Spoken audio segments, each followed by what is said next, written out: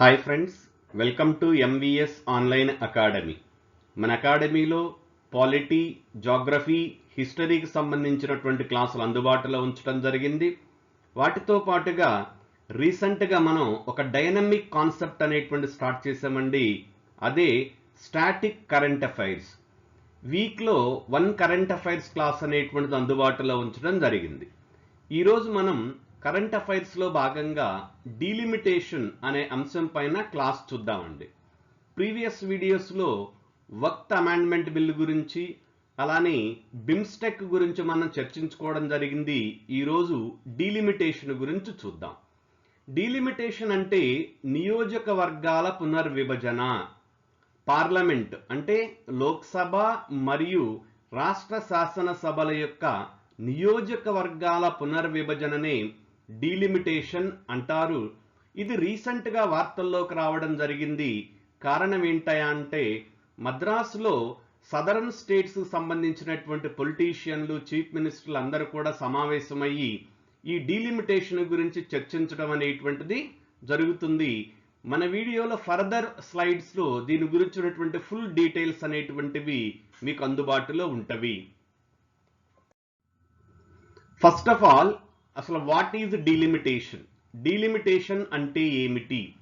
Delimitation అంటే నేను చెప్పాను మీకు, లోక్సభ మరియు రాష్ట్ర శాసనసభల యొక్క ప్రాదేశిక నియోజకవర్గాలు మరియు వాటి యొక్క టెరిటరీ అనేటువంటి దాన్ని, అంటే నియోజకవర్గాల యొక్క సంఖ్యను పెంచడం, అలానే నియోజకవర్గాల యొక్క సరిహద్దులను మార్చడం, ఈ రెండింటినీ కలిపినటువంటి ప్రక్రియని డీలిమిటేషన్ అంటారు. ఇక్కడ ఇంగ్లీష్లో కూడా ఇచ్చాను. Delimitation means the process of fixing the number of seats and boundaries of territorial constituencies in each state for the Lok Sabha and legislative assemblies. Next, ఈ డీలిమిటేషన్ ప్రాసెస్ అనేటువంటిది పార్లమెంట్ ద్వారా చేయబడినటువంటి ఒక చట్టం ద్వారాగా డీలిమిటేషన్ కమిషన్ అనేటువంటిది దీనిని నిర్వహిస్తూ ఉంటుంది. నెక్స్ట్ అండి, డీలిమిటేషన్ కి సంబంధించి రాజ్యాంగ నిబంధనలు, అంటే రాజ్యాంగంలో ఏం చెప్తుంది, what are the constitutional provisions. Article 82 ఏం చెప్తున్నాయంటే, ప్రతి జనాభా లెక్కల తర్వాత, ఆఫ్టర్ ఈచ్ సెన్సస్, జనాభా లెక్కల తర్వాత, అంటే మన దేశంలో జనాభా లెక్కలు 10 సంవత్సరాలకు ఒకసారి తీస్తారండి. సో ప్రతి జనాభా లెక్కల తర్వాత ఆ జనాభా లెక్కలలో పెరిగినటువంటి జనాభాకు అనుగుణంగా రాష్ట్ర శాసనసభలు మరియు లోక్సభ యొక్క స్థానాలని మార్చవచ్చు, అంటే సంఖ్య పెంచవచ్చు అని 82లో చెప్తుందండి. 82 ప్రత్యేకంగా చెప్పేటువంటిది లోక్సభకండి. ఇక్కడ ఇంగ్లీష్లో కూడా ఇచ్చాను మీకు నేను. It provides for the readjustment of seats in the House of the People. House of the People అంటే లోక్సభ, అలానే to the states and division of each state into territorial constituencies after every census. బాగా గుర్తుంచుకోండి, article 82 అనేటువంటిది లోక్సభ నియోజకవర్గాల యొక్క పునర్విభజన. Next, article 1 ఏం చెప్తున్నాయంటే, article 81 ఏం చెప్తున్నాయంటే, లోక్సభ స్థానాలు అనేటువంటివి మ్యాక్సిమం 550, అంతకు మించకూడదు అని ఆర్టికల్ 81 చెప్తుందండి. ఈ 550లో 530 అనేటువంటివి రాష్ట్రాల నుండి, అలానే 20 మంది అనేటువంటి వారు కేంద్రపాలిత ప్రాంతాలు అంటే యూనియన్ టెరిటరీస్ నుంచి ఎన్నుకోబడడం జరుగుతూ ఉంటుంది. మరొక అంశం కూడా చెప్తుందండి, ఇది చాలా ఇంపార్టెంట్. ఇక్కడ చూడండి, it also requires that the ratio of seats to the population in each state be as uniform as possible, ensuring that constituencies across the country have రఫ్లీ ఈక్వల్ పాపులేషన్స్.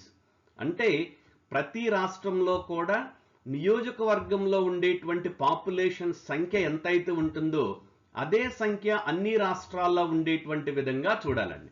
అంటే ఒక మాటలో చెప్పాలంటే, ప్రతి రాష్ట్రంలో కూడా ఒక నియోజకవర్గానికి ఎంతమంది ప్రజలు, ఓటర్లు కాదండి, ప్రజలు అనేటువంటి వారు ఉంటున్నారో ఆ సంఖ్య అన్ని రాష్ట్రాల్లో సమానంగా ఉండాలి అనేటువంటిది కూడా ఆర్టికల్ 81లో చెప్పడం జరిగింది.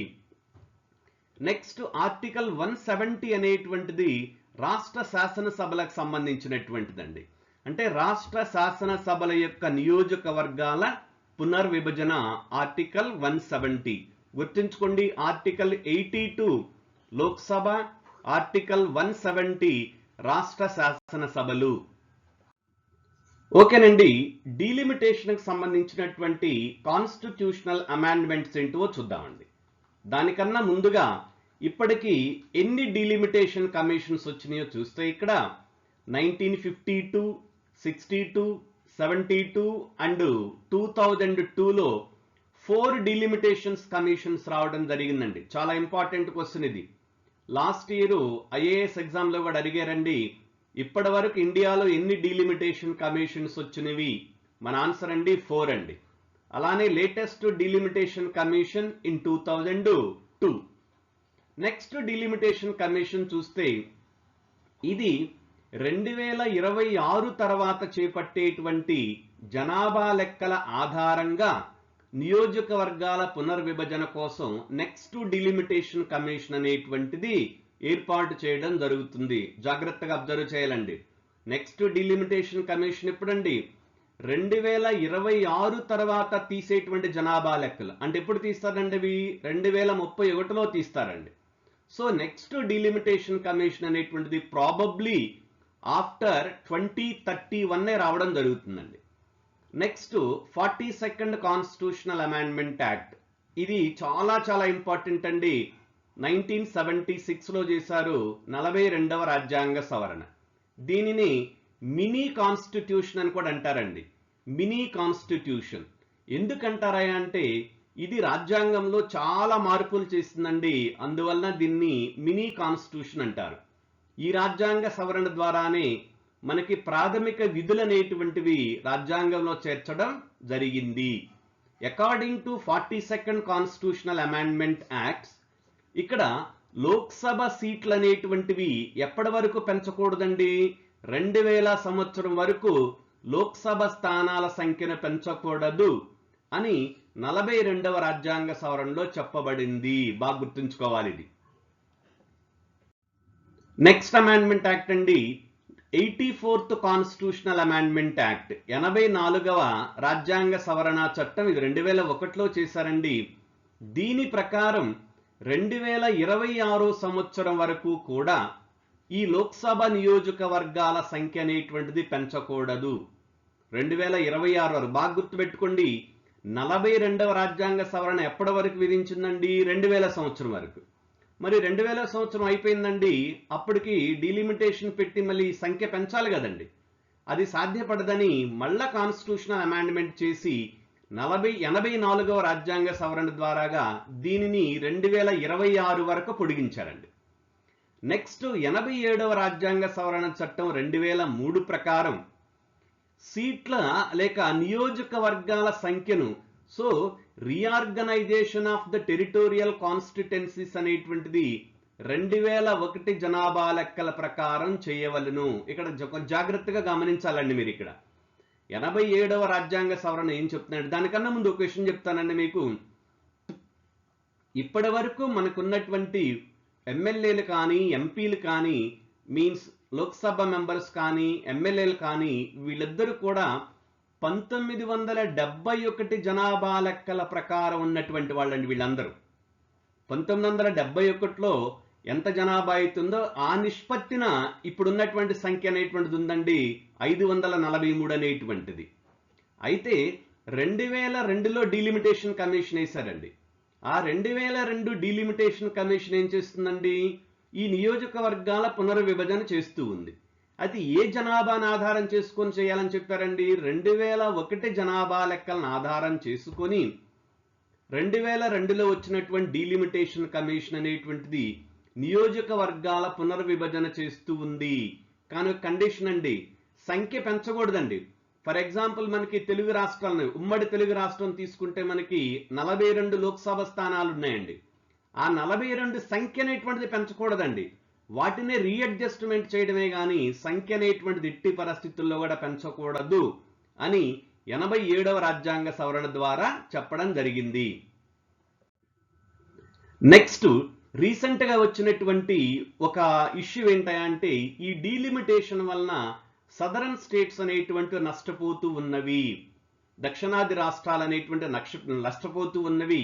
అవేంటివని చూస్తే ఫియర్ ఆఫ్ లాసింగ్ రిప్రజెంటేషన్.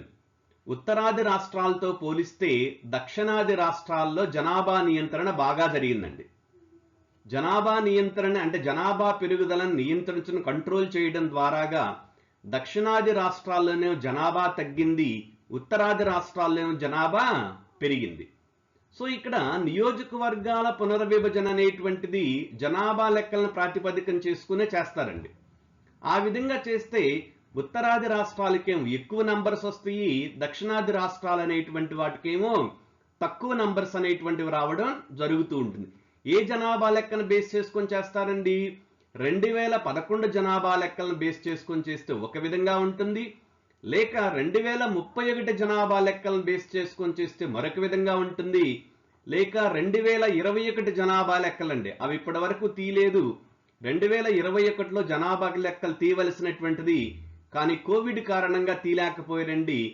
ఈ విధంగా టోటల్ గా సదరన్ స్టేట్స్ అనేటువంటివి నష్టపోతూ ఉంటవి, అలానే నార్థర్న్ స్టేట్స్ అనేటువంటివి ఎక్కువ లబ్ధి పొందుతవి అనేటువంటిది దక్షిణాది రాష్ట్రాల యొక్క ఆందోళన. ఇది నిజమేనండి. నేను మీకు లాస్ట్ లో చెప్తాను, స్టాటిస్టిక్స్ తో కూడా మీకు అందుబాటులో ఉంచడం అనేటువంటిది జరిగింది.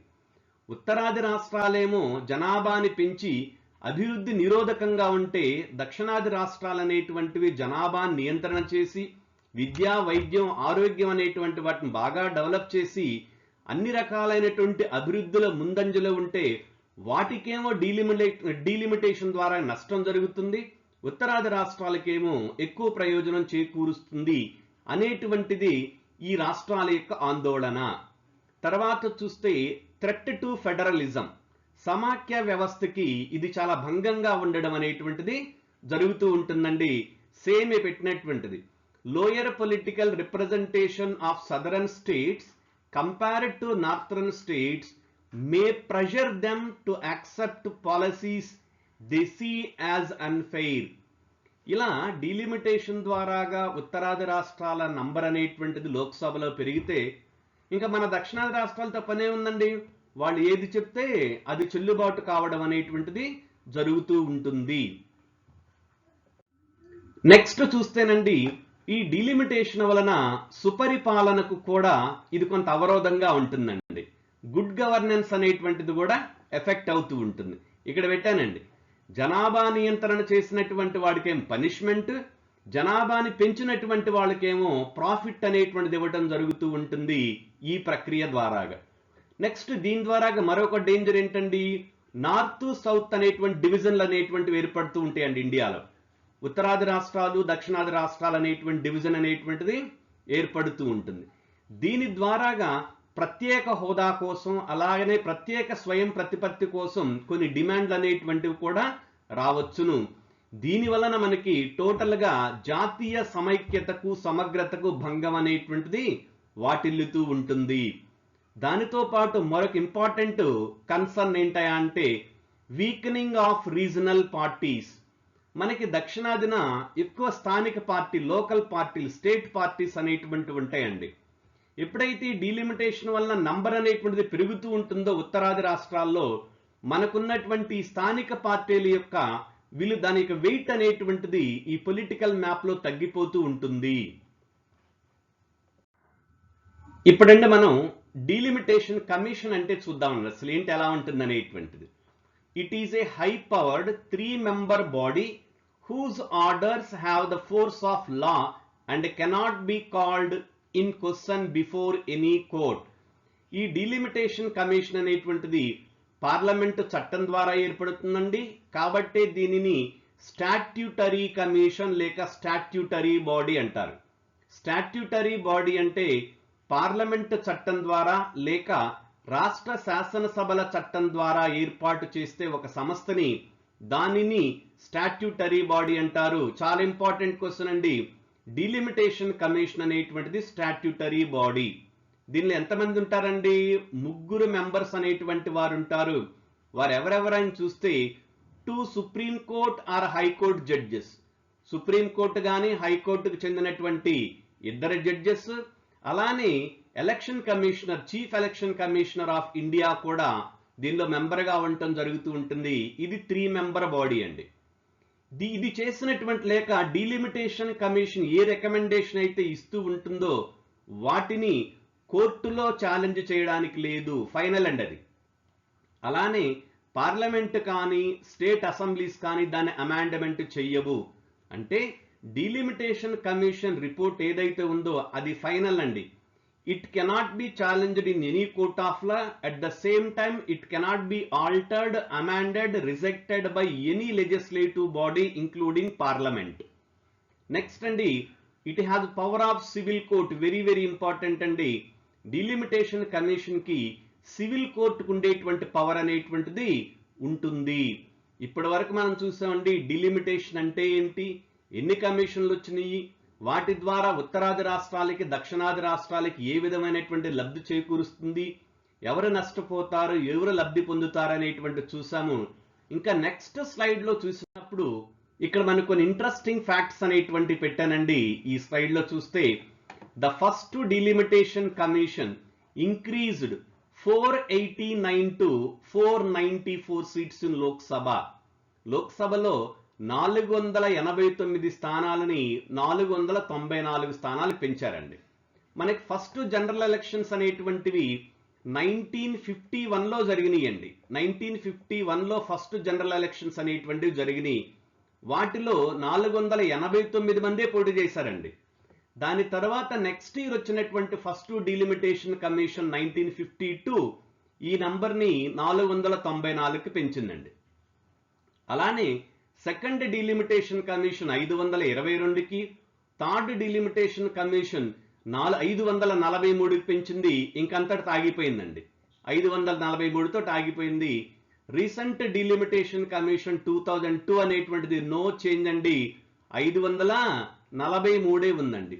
ఎందుకండి, రాజ్యాంగ సవరణలు ఏం చెప్పారండి మనకి, ఈ 84వ రాజ్యాంగ సవరణలు ఏం చెప్పారు మనకి, లోక్సభ నియోజకవర్గాల సంఖ్య అనేటువంటిది 2026 వరకు పెంచకూడదని చెప్పారు. కాబట్టి 2002లో వచ్చినటువంటి డిలిమిటేషన్ కమిషన్ ఎలాంటి చేంజెస్ అనేటువంటివి చేయలేదు. Next another related and interesting topic అండి, మనం చెప్పబోయేటువంటిది డిలిమిటేషన్ కి చాలా ఇంపార్టెంట్ అయినటువంటి. అదేంటని చూస్తే ఈ లోక్సభ నియోజకవర్గాలు కానివ్వండి, అసెంబ్లీ నియోజకవర్గాలు కానివ్వండి, ఏవైనా కానివ్వండి, జనాభాని బేస్ చేసుకునే ఆ సంఖ్య అనేటువంటిది ఉంటుందండి. సో ఇక్కడ జనాభా అనేటువంటి చాలా చాలా ఇంపార్టెంట్. ఎస్పెషల్లీ మనం 1971 తీసుకుందామండి. నేను చెప్పాను మీకు, ఇప్పటి వరకు ఉన్నటువంటి లోక్సభ స్థానాలు కానివ్వండి, అసెంబ్లీ స్థానాలు కానివ్వండి, 1971 జనాభా లెక్కలను బేస్ చేసుకొని ఉన్నటువంటిదండి. అంటే ఎగ్జాంపుల్ కూడా చెప్పాను, మనకి ఉమ్మడి ఆంధ్రప్రదేశ్లో, నేను ఉమ్మడి ఆంధ్రప్రదేశ్ తీసుకోవడానికి కారణం ఏంటని చూసినప్పుడు మనం ఇంకా 2 తెలుగు రాష్ట్రాల్లో కూడా పూర్తిగా క్లారిటీ, అంటే ఈ జనాభా విషయంలో ఇంకా డీలిమిటేషన్ అనేటువంటి జరగలేదు కాబట్టి నేను ఉమ్మడి ఆంధ్రప్రదేశ్ని తీసుకోవడం జరుగుతుందండి. ఎగ్జాంపుల్గా మనకి 42 లోక్సభ స్థానాలు ఉన్నాయండి. ఆ 42 నంబర్ అనేటువంటిది ఏ జనాభాను బేస్ చేసుకొని, 91 కాదండి, 2001 కాదు, 2011 కాదండి, 1971 జనాభా లెక్కలను బేస్ చేసుకుని మనకి 42 ఇచ్చారండి. సో ఇక్కడ జనాభా అనేటువంటిది వెరీ వెరీ ఇంపార్టెంట్.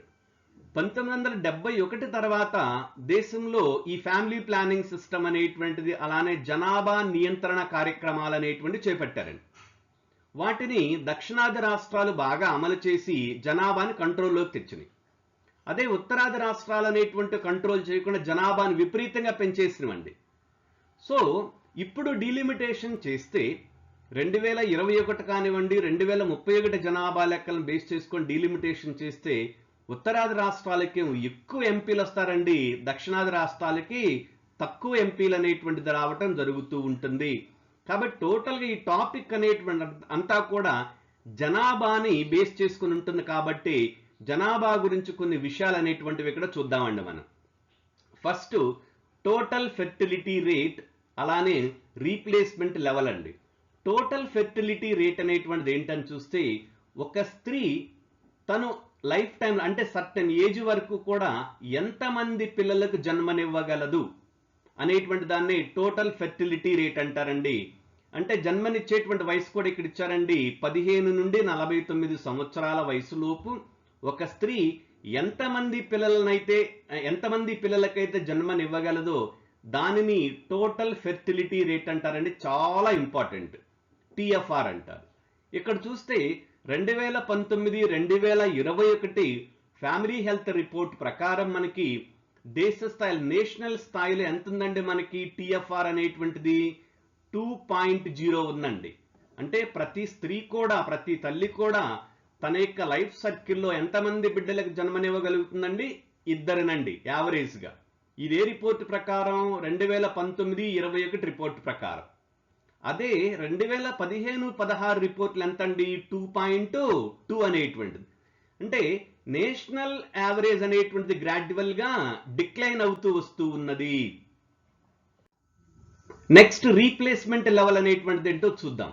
ఈ రీప్లేస్మెంట్ లెవెల్ అంటే చూస్తే a TFR of 2.1 is considered as the replacement level where each generation replaces itself without significant population growth or decline. చాలా ఇంపార్టెంట్ అండి. ఇది రీప్లేస్మెంట్ లెవెల్ అంటే టిఎఫ్ఆర్ ఎంత ఉండాలని మనకి 2.1 ఉండాలండి. 2.1 అంటే ఒక తల్లి తన లైఫ్ సర్కిల్లో ఎంతమందికి బిడ్డలకు జన్మనివ్వాలండి? 2.1 బిడ్డకు జన్మనివ్వాలి యావరేజ్ గానండి. అలా ఇస్తే ఇదే జనాభా అనేటువంటి మెయింటైన్ చేసుకుంటూ వెళుతుంటామండి. 2.1 అనేటువంటిది ఉంటే అంటే రీప్లేస్మెంట్, చనిపోయేటువంటి వాళ్ళు వస్తూ ఉంటారు, పుడుతూ ఉంటారండి. ఈ విధంగా జనాభా బ్యాలెన్స్ అవుతూ ఉంటుంది. ఇప్పుడు మనకి నేషనల్ యావరేజ్లో టిఎఫ్ఆర్ ఎంత ఉందండి? 2.0 ఉందండి. అంటే మనం రీప్లేస్మెంట్ లెవెల్ కన్నా తక్కువ ఉన్నామండి. అంటే ఫ్యూచర్లో రాబోయేటువంటి రోజుల్లో ఇండియాలో జనాభా అనేటువంటిది తగ్గుతూ ఉంటుందండి. ఎప్పుడైతే జనాభా తగ్గుతూ ఉంటుందో యూత్ అనేటువంటి వారు తగ్గిపోతారండి, వృద్ధులు అనేటువంటి వారు పెరుగుతూ ఉంటారు. ఆ విధంగా ఎకానమీ అండ్ డెవలప్మెంట్ అనేటువంటి స్లో అయిపోతూ ఉంటాయి. నెక్స్ట్ ఏ టిఎఫ్ఆర్ లోయర్ దాన్ 2.1. ఈ టిఎఫ్ఆర్ అనేటువంటిది ఈ రీప్లేస్మెంట్ లెవెల్ కన్నా తక్కువ ఉంటే ఏమొస్తుందా అని చూస్తే నెగిటివ్ పాపులేషన్ గ్రోత్, పాపులేషన్ తగ్గిపోతుందండి. ఈరోజు ప్రపంచంలో ఇది పెద్ద సమస్య అయిందండి. ఒకప్పుడు జనాభా పెరుగుదల అనేటువంటి సమస్యగా ఉంటే ఈరోజు జనాభా తగ్గిపోవడం అనేటువంటిది చాలా పెద్ద సమస్యగా రావడం అనేటువంటిది జరుగుతూ ఉంది. నెక్స్ట్ అండి, వెరీ వెరీ ఇంట్రెస్టింగ్ అండి. ఇక్కడ చూస్తే మనకి ఇండియాస్ ఫెర్టిలిటీ ట్రెండ్స్, మన ఇండియాలో ఫెర్టిలిటీ ట్రెండ్స్ ఎలా ఉన్నాయో ఇండిపెండెన్స్ నుంచి ఇప్పటి వరకు ఉన్నటువంటి డేటాని మీకు అందుబాటులో ఉంచానండి. ఇండియాలో టిఎఫ్ఆర్ డ్రాప్డ్ ఫ్రమ్ 6.18 in 1950. 1950లో మన టిఎఫ్ఆర్ ఎంతండి? 6.18. అంటే 1950 టైంలో 50లో ఒక తల్లి ఎంతమంది బిడ్డలకు జన్మనివ్వగలుగుతుందండి? 6.18. కాబట్టి జనాభా విపరీతంగా పెరిగిందండి. అదే 2021లో తీసుకుంటే ఇది 1.9కి వచ్చిందండి. చాలా తగ్గించాం మనం. Below the replacement level. Replacement level ఎంతండి? 2.1. దానికన్నా తక్కువ ఉందండి ఇప్పుడు మనకి. Next total fertility rate is projected to fall to 1.29. ఇది 1.29కి తగ్గిపోతుందండి. ఎప్పుడండి? 2050 నాటికి. అలానే 2100 అంటే 2100 సంవత్సరం నాటికి ఎంత అవుతుందండి? ఇది 1.04 అండి. చాలా జాగ్రత్తగా చూసి నోట్స్ రాసుకోవాలండి. జనాభా అనేటువంటిది గ్రాడ్యువల్ గా డిక్లైన్ అయిపోవటం అనేటువంటి జరుగుతూ ఉంటుంది. కొన్ని ఎగ్జాంపుల్స్ పెట్టానండి ఉత్తరాది రాష్ట్రాలకి, దక్షిణాది రాష్ట్రాలకి. ఇక్కడ చూస్తే 2024లో బీహార్ యొక్క ఫెర్టిలిటీ రేటు 3 ఉందండి. ఉత్తరప్రదేశ్ అనేటువంటిది 2.7 ఉందండి. రాజస్థాన్ అనేటువంటి 2.4 ఉందండి. సో ఇవన్నీ కూడా మేజర్గా ఈ నార్థరన్ స్టేట్స్ అనేటువంటి, అన్నీ కాదండి, ఇక్కడ నేను మెన్షన్ చేసినటువంటి స్టేట్స్ అనేటువంటివి యావరేజ్ కన్నా ఎక్కువ ఉన్నాయండి. అలానే సదరన్ స్టేట్స్ తీసుకొని చూస్తున్నప్పుడు ఆంధ్రప్రదేశ్ 1.5 అండి, తెలంగాణ 1.5, మన 2 తెలుగు రాష్ట్రాలు కూడా మంచి పెర్ఫార్మెన్స్ ఉందండి. కర్ణాటక 1.6, తమిళనాడు 1.4, కేరళ 1.4 అండి. ఇది ఉత్తరాది రాష్ట్రాలకి దక్షిణాది రాష్ట్రాలకి ఈ టోటల్ ఫెర్టిలిటీ రేట్లో ఉన్నటువంటి వ్యత్యాసం అండి. అయితే కంక్లూజన్ ఏంటని చూసినప్పుడు మనం భవిష్యత్తులో ఏ జనాభా లెక్కలను బేస్ చేసుకొని ఈ నియోజకవర్గాలను విభజిస్తారు అనే దాన్ని ఆధారం చేసుకుని ఏ రాష్ట్రాలకి ఈ ఎమ్మెల్యేలు ఎంపీల సంఖ్య అనేటువంటిది పెరుగుతూ ఉంటుంది, ఏ రాష్ట్రాలకు తగ్గుతూ ఉంటుంది అనేటువంటిది దాని మీదే ఆధారపడి ఉండటం జరుగుతూ ఉంటుంది.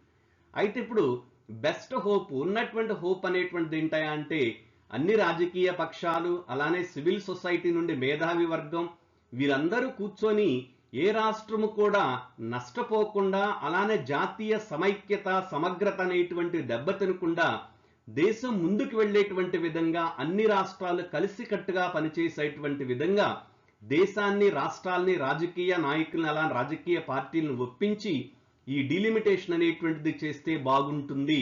అలా చేస్తారని ఆశిస్తూ మన క్లాసు ముగిస్తున్నాను. Thank you.